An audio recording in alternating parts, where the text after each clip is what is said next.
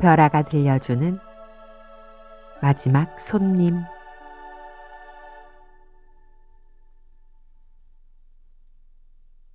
일본 작가 구리 요헤이가 쓴 우동 한 그릇 소설에 함께 실린 작품입니다. 여유 없이 쫓기듯 살아가는 현대인들의 마음을 녹여주고 위로가 되어주는 마음 따뜻해지는 동화입니다.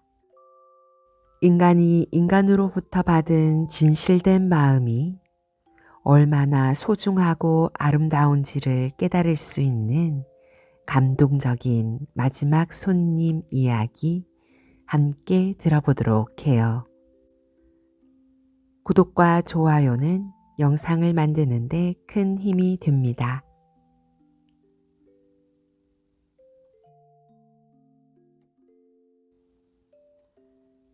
게이코의 출근길은 언제나 밝고 상쾌합니다.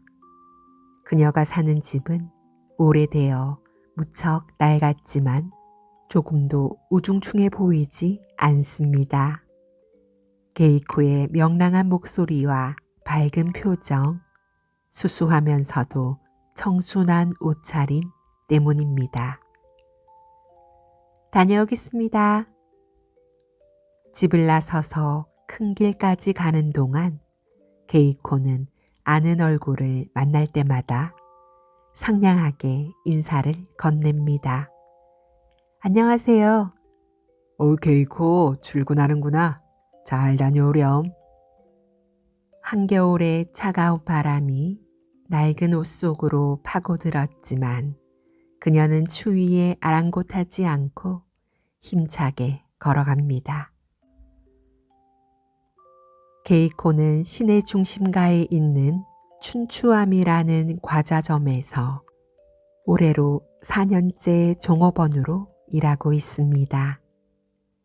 중학교를 졸업하고 난 뒤부터 근무하기 시작해 이제는 어엿한 숙녀가 되었습니다. 모두 합쳐봤자 종업원이 15명뿐인 작은 과자점이었지만 춘추암에 대한 게이코의 사랑과 자부심은 대단합니다. 할머니 한 분이 게이코의 동료인 나미코와 이야기를 나누고 있습니다. 그 과자를 좋아했었지. 오늘은 영감이 돌아가신 날이라 생전 좋아했던 과자를 사러 왔다우. 하시군요. 할아버지가 돌아가신 지 벌써 3년이나 됐네요. 정말 세월이 빨라요. 몇 개 드릴까요? 15개 줘요. 네, 알겠습니다. 나미코가 과자를 포장하는 동안 게이코는 안쪽에서 차를 내왔습니다. 추우실 텐데 따뜻한 차 한 잔 드세요. 게이코 양 늘 신세만 지는군요. 참, 우리 손녀가 게이코 양한테 예쁜 종이약을 받았다고 아주 좋아하던데 솜씨가 좋더라고. 바빠서 시간이 없었을 텐데 언제 만들었어? 가게에 손님이 없을 때요. 그때 접기도 하고 집에서 쉬는 날 접기도 해요. 우리 손녀가 게이코 양을 친한 친구로 생각하는 것 같아.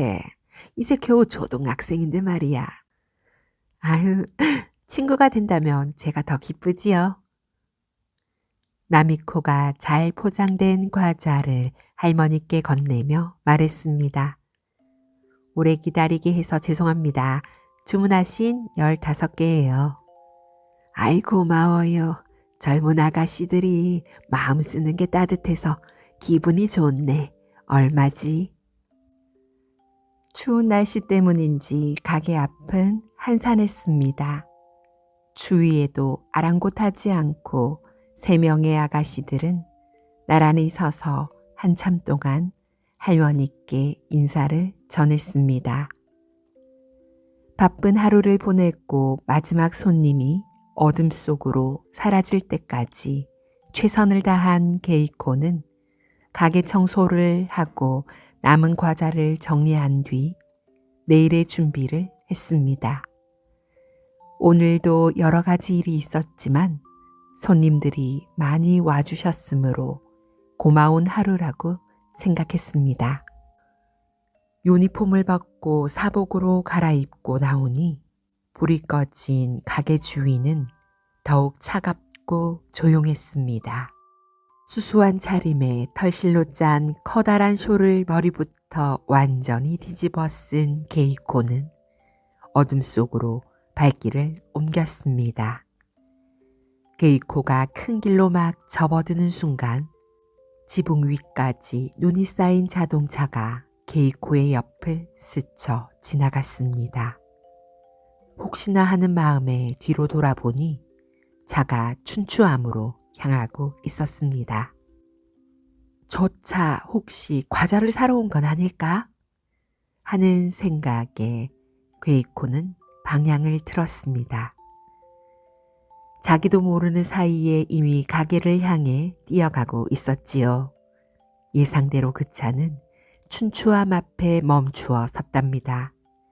게이코가 노크를 하자 창문이 열렸습니다. 혹시 과자를 사러 오셨습니까? 네, 여기가 춘추암 맞나요? 네, 그렇습니다. 이미 끝났군요. 그렇지만 혹시 과자가 필요하시다면 다시 문을 열겠습니다. 정말입니까? 고맙습니다. 그럼 부탁할게요. 네, 금방 열 테니 잠시 차 안에서 기다려 주십시오. 게이코는 다시 문을 열고 안으로 들어가 불을 켰습니다. 그리고는 밖으로 나와 손님을 안내했습니다. 기다리게 해서 죄송합니다. 들어오십시오. 미안합니다. 겨우 문을 닫았을 텐데. 게이코는 빠른 동작으로 난로에 불을 붙였습니다. 아닙니다. 먼 곳까지 찾아주셔서 감사합니다. 불을 넣었으니 곧 따뜻해질 겁니다. 정말 고맙습니다. 닫혀 있으면 어쩌나 걱정 많이 하면서 왔습니다. 게이코는 서둘러 진열장의 덮개를 치우며 말했습니다.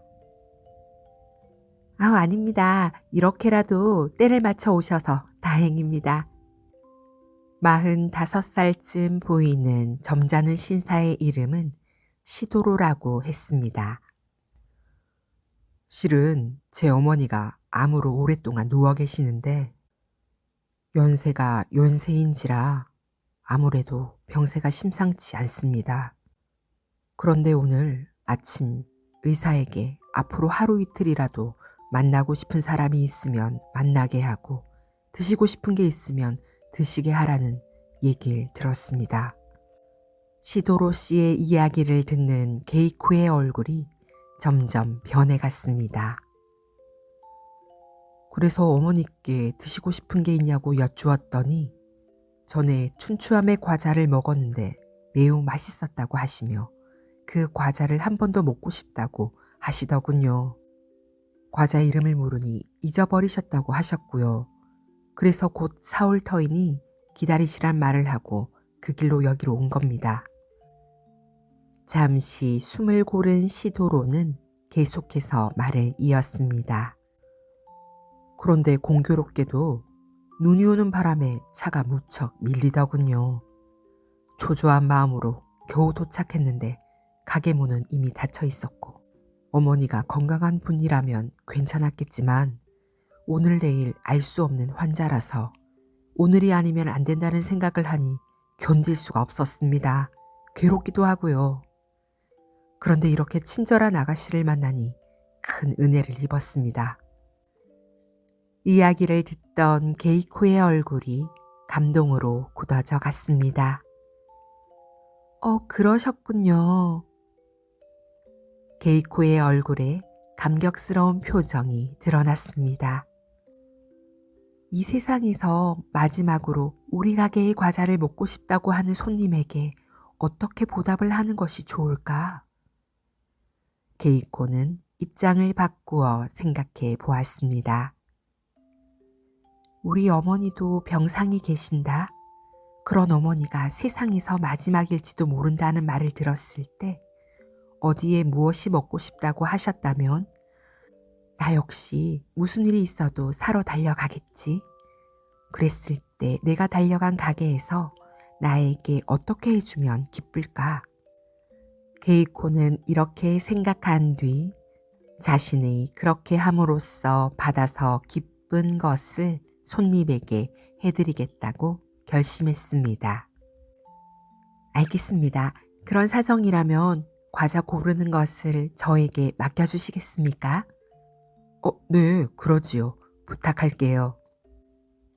게이코는 시도로에게 따뜻한 차를 대접하고는 바로 과자를 고르기 시작했습니다. 맡겨달라고는 했지만 내심 난처했습니다.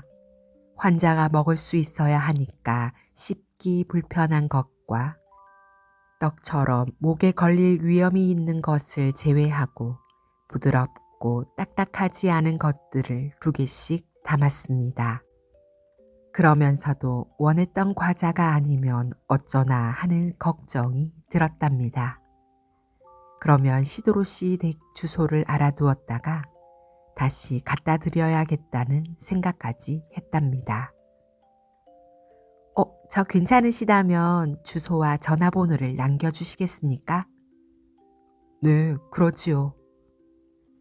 그러면서 시도로는 메모지에 주소와 전화번호를 적었습니다. 정성을 다해 과자를 포장한 게이코는 시도로에게 상자를 건네며 말했습니다. 오래 기다리시겠습니다. 제 나름대로 골라서 포장했습니다. 어머님께서 잘 드셨으면 좋겠습니다. 시도로가 상자를 건네받으며 지갑을 꺼냈습니다. 고맙습니다. 그리고 밤늦게 죄송했습니다. 얼마지요? 과자값은 받을 수 없습니다. 게이코의 목소리는 아주 또렷했습니다. 아니, 어째서요? 시도로가 의아하다는 표정으로 물었습니다. 이 세상 마지막 날에 저희 가게의 과자를 잡수시고 싶다는 손님께 드리는 저와 저희 가게의 마음이기 때문입니다. 아니, 그래도 닫았던 가게를 열어주시고 수고를 끼치고 과자까지 무료로 받다니요. 그럼 제 마음이 편치 않아요. 과자값은 받아주세요. 부탁합니다. 아닙니다. 그런 말씀 마시고 저희의 성의를 받아주시지 않겠습니까? 부탁드립니다. 그렇습니까? 그럼 알겠습니다. 어머니께서 기뻐하실 거예요. 아가씨 이름이라도 알려주시겠습니까? 네, 게이코라고 합니다.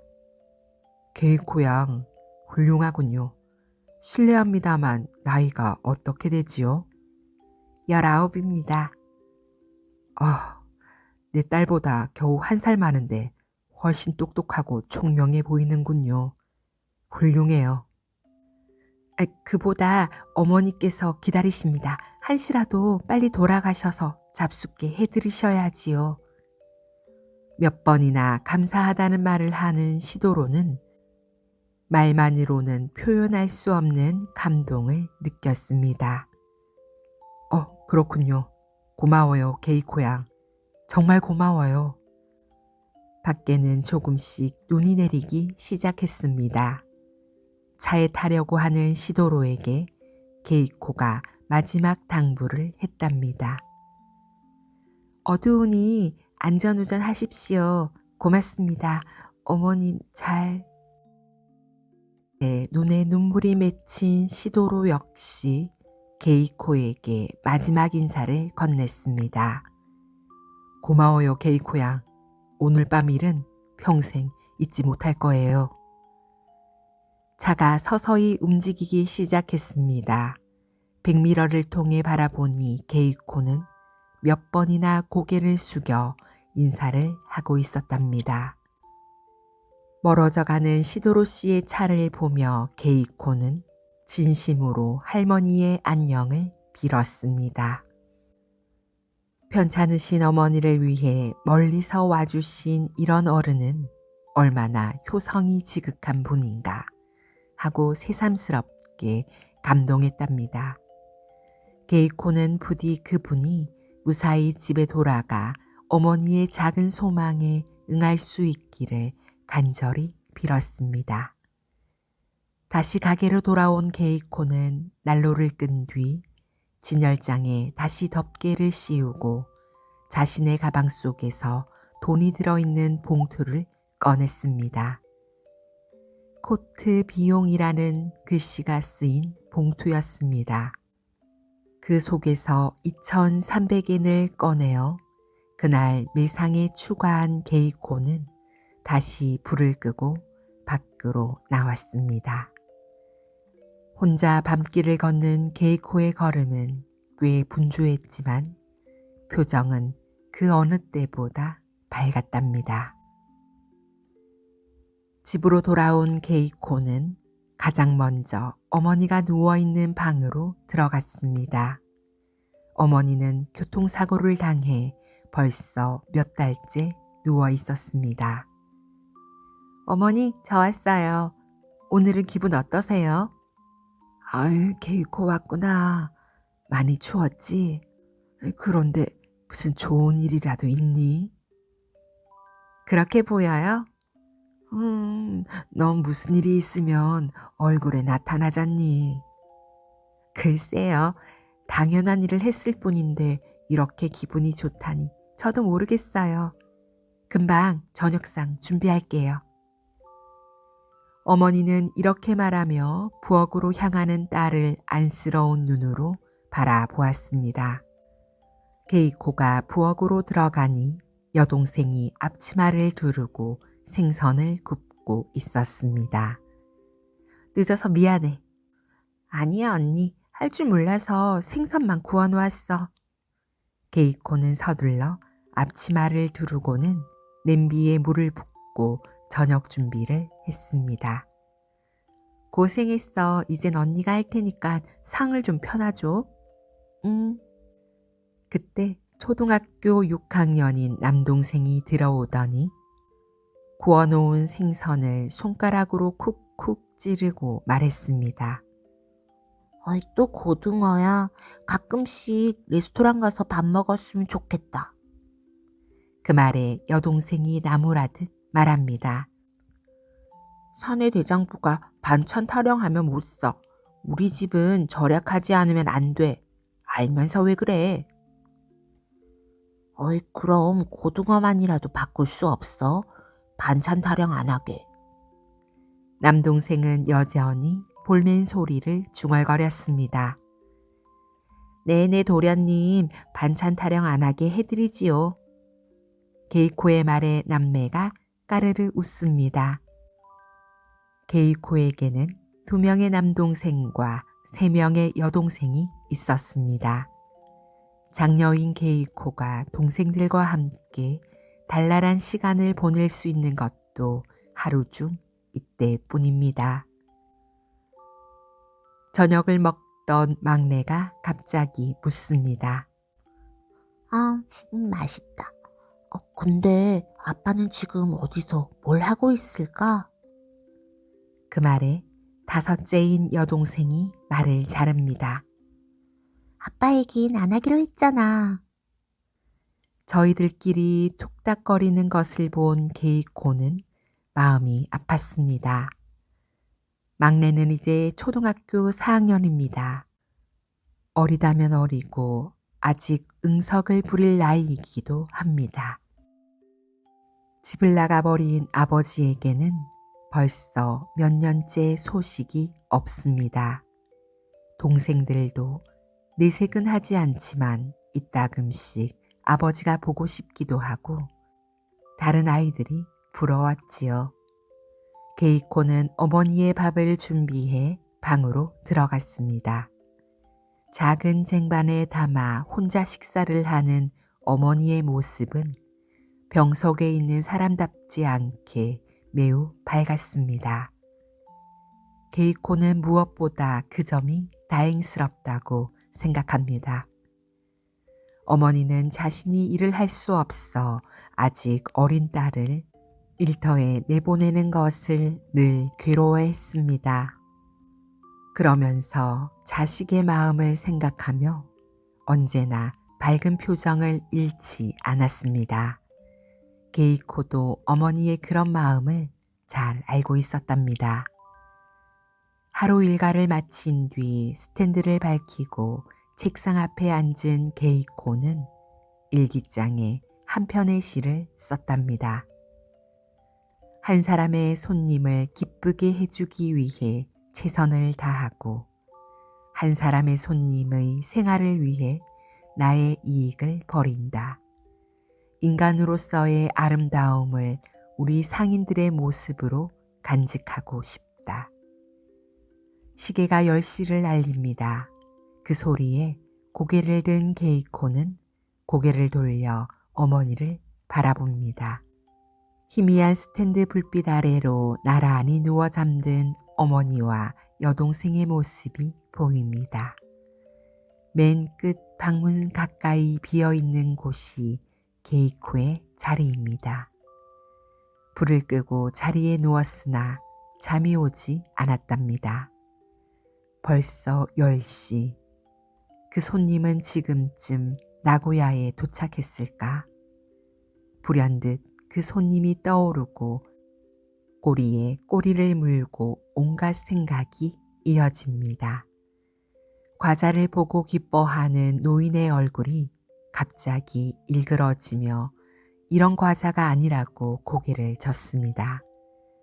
그 말에 난감해하는 아까 그 손님. 또 다른 상상도 펼쳐집니다. 과자가 목에 걸려 고생하는 할머니와 어쩔 줄 몰라 하는 아들, 목에 걸린 과자를 빼내려고 진땀을 빼는 모습 등이 게이코의 머릿속에 떠나지 않습니다. 그날 밤 온갖 생각이 떠올라 게이코는 잠을 이루기 쉽지 않았습니다. 다음 날 어제 저녁 일이 걱정되어 게이코는 평소보다 일찍 집을 나섰습니다. 게이코는 출근하자마자 어젯밤에 왔던 그 손님에게 전화를 걸었습니다. 여보세요? 시도로 씨인가요? 게이코 양이군요. 네, 제가 어제 갔던 시도로입니다. 어제는 멀리까지 와주셔서 감사했습니다. 어머님은 어떠신지요? 나야말로 고마웠지요. 어젯밤 곧장 집으로 향했습니다. 하지만 역시나 차가 밀려 10시 반이 되어서야 도착했습니다. 어머니는 기다리시다가 지치셨는지 10시에 숨을 거두신 뒤였습니다. 게이코 양이 어머니를 위해 골라준 과자를 어머니께 맛보여드리지 못해 유감입니다. 정말 미안합니다. 돌아가시는 길에 이상하게 신경이 쓰여 늦어질 것 같다고 어머니께 전화를 걸었어요. 그리고 게이코 양 이야기도 했답니다. 시도로의 말을 듣던 게이코의 눈에선 걷잡을 수 없이 눈물이 흘러내리고 있었습니다. 눈물을 삼키고 있는데 수화기 저편에서 게이코 양 하는 소리가 들렸습니다. 네, 듣고 있습니다. 죄송합니다. 시도로의 말이 이어졌습니다. 그런데 말입니다. 게이코 양의 마음이 통한 걸까요? 어머니께선 뭐라 형언할 수 없는 편안한 모습으로 눈을 감으셨습니다. 그리고 말입니다.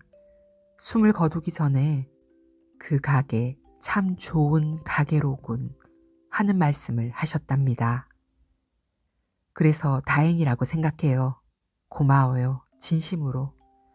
게이코 양의 마음 평생 잊지 않겠습니다. 시도로 역시 목소리가 젖어드는가 싶더니 말을 잇지 못했습니다. 게이코는 그의 말을 듣는 동안 무언가 목구멍을 틀어막은 듯한 느낌이 들었습니다. 가까스로 눈물을 삼키며 게이코가 입을 열었습니다. 장례식은 언제인가요? 네, 내일 오후 1시 저희 집에서 고행할 겁니다.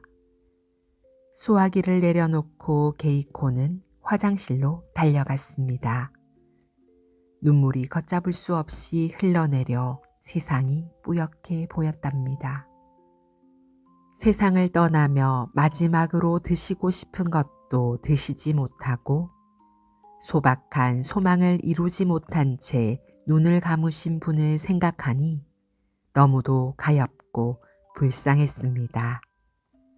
게이코는 그날 지배인의 허락을 받아 과자 공장을 방문했습니다. 8명 정도 일하는 작은 규모의 공장이었습니다. 공장장이 먼저 게이코를 알아보고 반가운 표정으로 다가와 물었습니다. 게이코, 무슨 일로 여기까지 왔냐? 새삼스럽게. 혹시 아버지로부터 무슨 연락이라도 온 거 있어? 기운이 없어 보이는구나. 아니에요. 감기 기운이 살짝 있어서. 그것 때문에 그럴 거예요. 그렇구나. 조심해야지. 잘 버티고 있는 것 같은데. 무리하지 말고.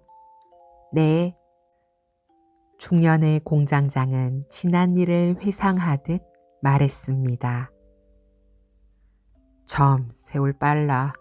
벌써 4년이 지났으니. 그때 사람들 얘기를 들었으면 게이코도 올해 졸업을 하는 건데 말이야.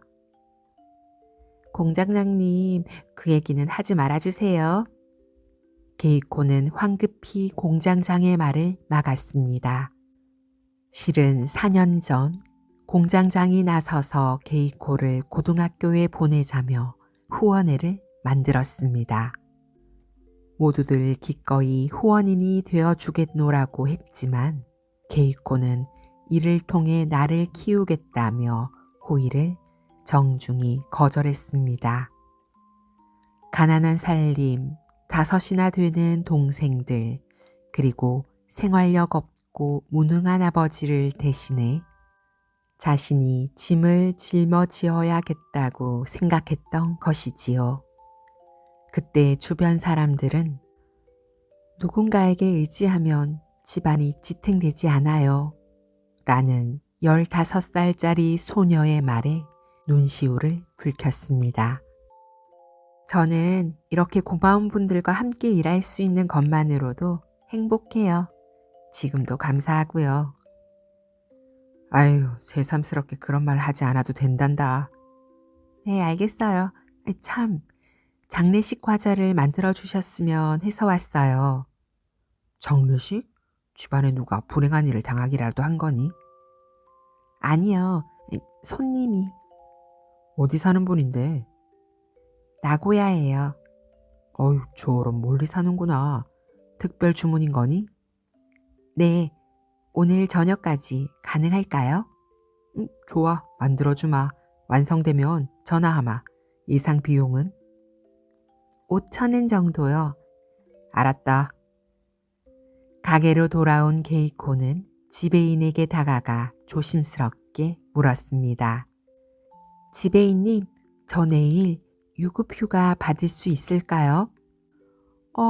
그래요. 피곤할 텐데 하루 쉬어요. 그나저나 좀처럼 쉬지 않는 게이코 양이 무슨 일이 있어요? 아니요, 아무 일도. 그날 저녁 공장으로부터 특별 주문한 과자가 완성되었다는 연락이 왔습니다. 게이코는 과자를 포장해 가방 속에 넣은 뒤 코트 비용이라고 쓰여 있는 봉투에서 5,000엔을 꺼냈습니다. 코트를 사기 위해 조금씩 모으고 있던 돈인데 두툼해지기는커녕 갈수록 얇아지고 있었답니다. 게이코는 금전 출납기를 두드려 5,000엔을 입금했습니다. 게이코가 옷장을 열어 이 옷 저 옷을 입어보며 장례식에 입고 갈 옷을 궁리하고 있는데 옆방에서 어머니의 목소리가 들립니다. 게이코, 코트 산다고 돈을 모으고 있다더니 어떻게 된 거니? 빨리 사지 않으면 겨울이 끝나고 말 텐데. 게이코는 옷을 손에 들고 망설이다가 밝은 목소리로 대답했습니다. 올겨울은 그냥 참으려고요. 내년 겨울에. 아유, 해마다 내년으로 미루는구나. 내년이면 엄마가 일을 해서 좋은 걸 사줄게. 어머니를 향해 밝고 스스럼 없는 표정으로 대하는 게이코가 대답합니다. 어머니도 참 그런 걱정은 안 하셔도 돼요. 낡은 옷장을 열어 다시 이 옷 저 옷을 만져보며 게이코는 낮은 한숨을 내쉬었습니다. 말은 그렇게 했지만 내일 장례식장에 가려 해도 입을 옷이 없었답니다. 한창 멋부릴 나이의 게이코, 사치스럽게 치장하지 않더라도 초라한 모습은 보이고 싶지 않은 게 그녀의 마음입니다. 하지만 한 벌뿐인 코트는 동생에게 주어버렸고 올해 박인 세일 때 살 생각으로 모은 돈은 꼭 쓸 일이 생겨 없어지고 말았습니다. 사람의 아름다움은 옷이 아니라고 스스로에게 타일러 보지만 한편으로 속이 상하기도 합니다. 그중 하나를 골라 거울에 비추어 보는 게이코의 표정이 이번만큼은 밝지 않습니다. 다음 날이었습니다. 코트 대신 터실로 짠 큰 쇼를 두르고 게이코는 역으로 향했습니다. 나고야에 내린 게이코는 표직판을 바라보며 걸어갔습니다. 처음 걷는 그 거리는 낯설어 어디로 향해야 할지 알 수 없었습니다. 다행히 안내소가 눈에 띄었고 게이코는 그 안으로 들어갔습니다. 나이 지긋한 안내소의 직원은 친절하게 지도를 꺼내어 게이코가 가려는 곳을 위치를 알려주었습니다. 게이코로서는 낯선 곳에서의 한마디가 그토록 따뜻하게 느껴질 수가 없었습니다. 안내원이 적어준 대로 약도를 보며 나고야 시내를 헤매는 동안 하늘에서 춤을 추듯 눈이 내리기 시작했습니다. 게이코가 장례식에 도착했을 때 이미 장례 준비가 끝나고 있었습니다. 실례합니다. 안으로 들어선 게이코는 고등학교 교복을 입은 한 여학생과 마주쳤습니다. 누구실까요? 저 춘추암에서 왔습니다만. 네? 춘추암, 그 과자점? 설마. 실례했습니다. 저는 장녀인 요코입니다. 잠깐 기다려 주십시오. 그 여학생은 춘추암이라는 말에 깜짝 놀라며 황급히 안으로 사라졌습니다. 다시 그 여학생과 나온 사람은 과자점에 왔던 시도로 씨였습니다. 게이코 양, 그저께는 정말 고마웠어요. 아닙니다. 어머니께 도움이 되어드리지 못해 유감입니다. 작은 정성이지만 제 마음을 전하고 싶어서 재단에 올릴 과자를 가지고 왔습니다. 부디 받아주십시오. 시도로는 그저 감탄하며 게이코를 바라보았습니다. 게이코는 가족 중 누군가에게 과자를 건네주고 장례식에만 참석하려고 했는데 시도로 가족들의 청으로 재단 앞까지 가게 되었습니다. 어머니도 기뻐하실 겁니다. 이렇게 와주셔서 정말 고맙습니다. 안에는 꽤 호화스러운 재단이 마련되어 있었습니다. 게이코는 과자의 포장을 풀어 시도로에게 건넸습니다. 시도로가 그것을 재단에 올렸고 게이코는 향을 피웠습니다. 그리고 마음으로 말했습니다. 처음 뵙는 손님, 세상에서의 마지막 날에 우리 가게의 과자를 드시고 싶다고 말씀하신 분, 미처 시간을 맞추지 못해 서운하셨지요? 좋아하셨던 과자를 가시는 길에 가져가시라고 인사차 왔습니다. 모쪼록 편안히 쉬십시오.